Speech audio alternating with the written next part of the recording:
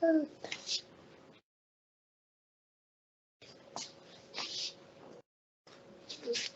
there we go. We're working now.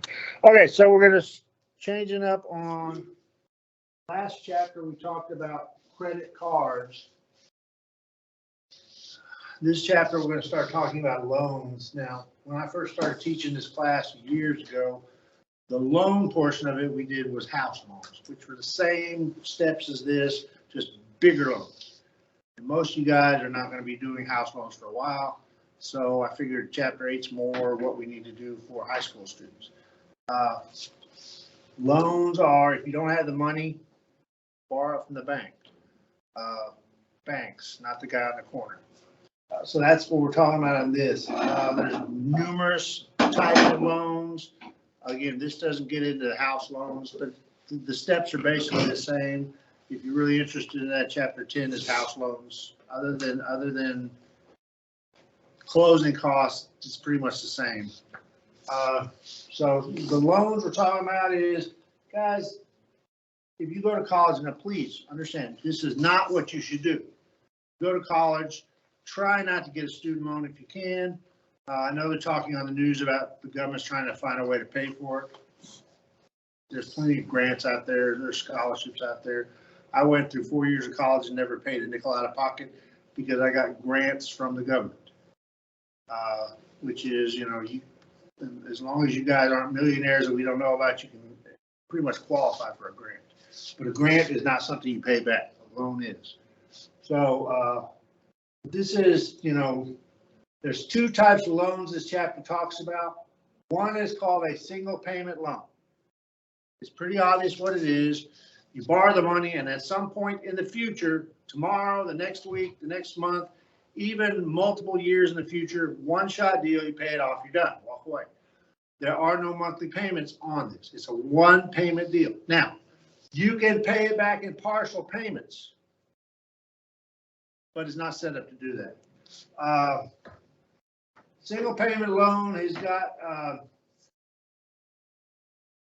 the major formula you're going to use for this section, for the entire chapter, and you would have learned this in middle school, is interest is equal to PRT. Interest is what you pay over and above what you borrow. If I went and borrowed $100 from the bank, I'm not paying $100 back. The bank will make sure of that. They don't make money on what I borrow. They make money on what I pay them over and above what I borrow. So if I borrow $100, I'm going to have to pay them back, and I'm making the numbers up, $110, $120. That $10 or $20 is what they use. That's the fee. It's interest. That is interest. P is the principal. What did I borrow? R is the rate, at interest rate. Last chapter we talked about APR rate. T is time. And this is where we're going to get a little freaky on this chapter. When you use T in this formula, it's always the number of years. The problem is most single payment loans, you don't do it in a year. You do it in a couple of weeks, you do it in a month, whatever. So you got to figure out, you got to come up with a way of making it in years, but it's going to be less than a year. So then we get into fractions. And how many people really love fractions?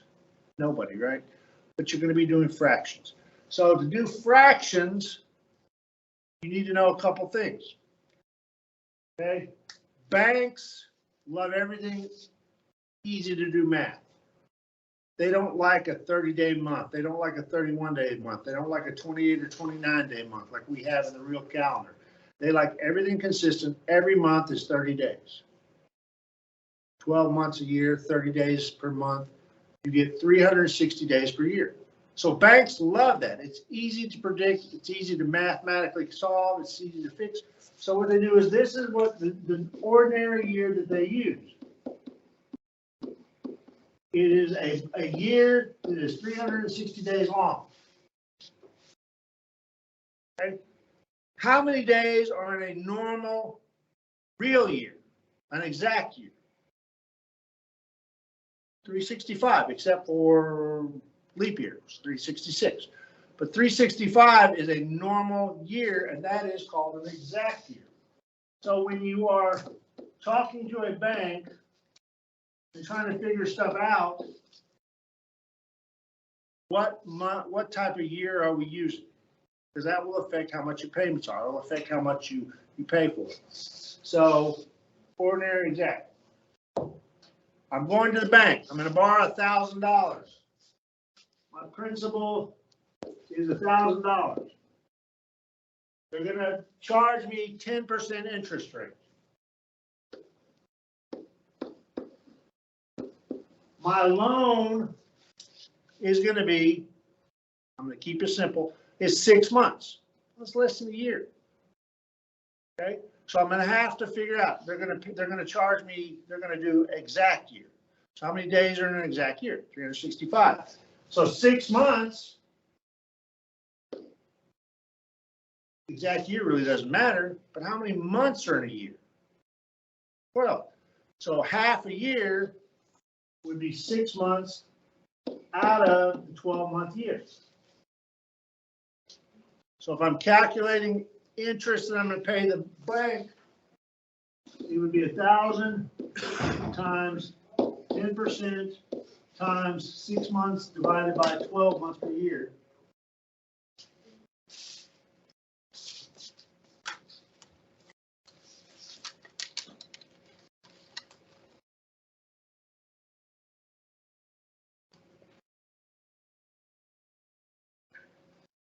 And I get my interest that I'm going to owe the bank is $50. Okay. At the end of the month, at the end of 6 months, I will owe the $50 over and above.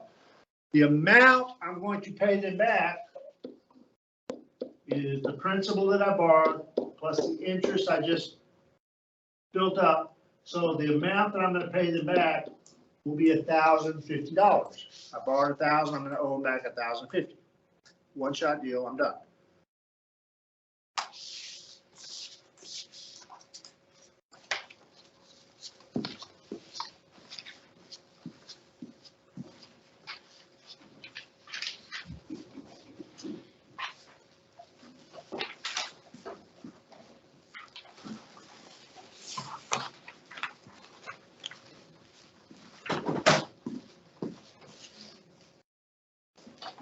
The amount is also known as maturity value. What is a loan going to be worth when I pay it off? So there's multiple names for it. So question number 1.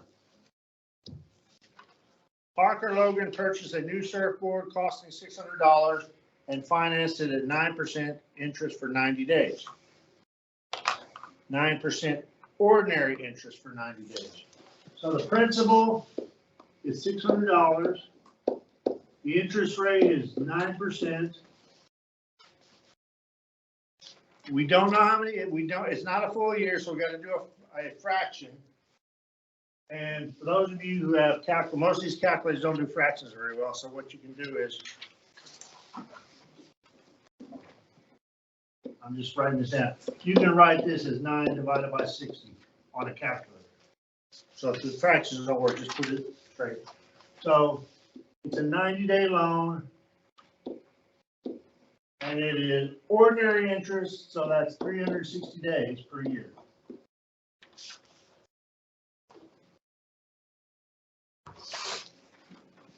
So just do the simple math. 600 times 9% times 90 divided by 360. My interest that I'm going to owe is $13.50. So question 1, interest is $13.50. The maturity value is what am I going to have to pay when I pay the loan off? Well, the original loan was $600. I'm sorry. So the maturity value will be $613.50. That's basically as simple as it gets.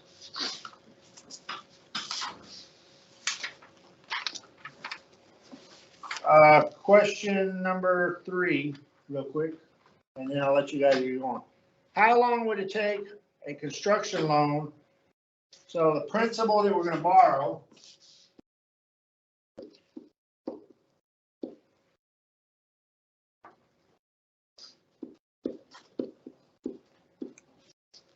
The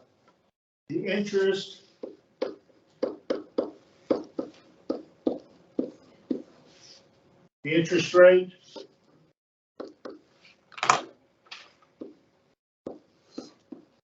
and it is exact, so the number of days in a year is going to be 365. They're looking for the time, the length of time. So setting the formula up, interest is equal to P R T. T, again, we're solving for something less than a year, probably. So make up a letter. D is great, but sometimes D's look like zeros. You can use X, you can use something else. I'm going to try to be specific about D for days. So I'm looking for days divided by, since it's an exact year, 365.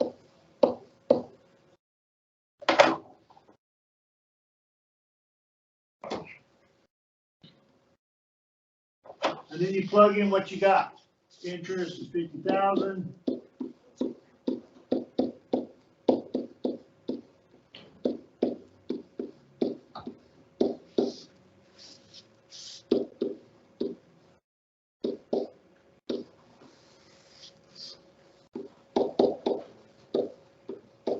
Giving a spot, sorry. Solve for D. So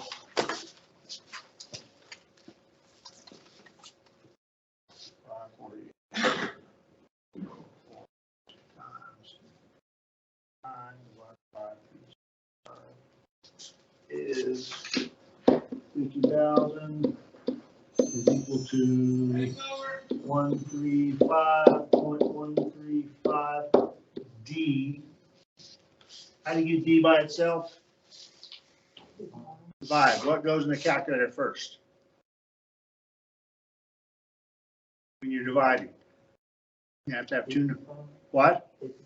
50,000. So 50,000 divided both sides by 135.135.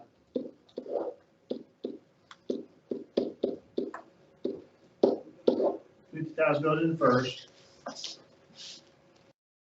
Divided by 135.135. And D, the number of days, I got 370 days dots, a bunch of different decimals, but mostly a lot of zeros. So the loan, to do this loan, would take 370 days, which is more than a year, but it's not multiple years. That's why you got to do the fraction. And that's your answer for 3 right there. Please do not put a dollar sign on there. That would make it wrong. You can write days, or you can just leave it blank. Last thing, and I'll shut up. Down here on the chart, 4 through 7. If it's ordinary interest, remember 360. If it's exact, 365. Pick one or the other. If you have individual questions, please ask. This is it for the day, guys. Tomorrow we will do 2 worksheets and we're done. Yes. Okay, so with this one,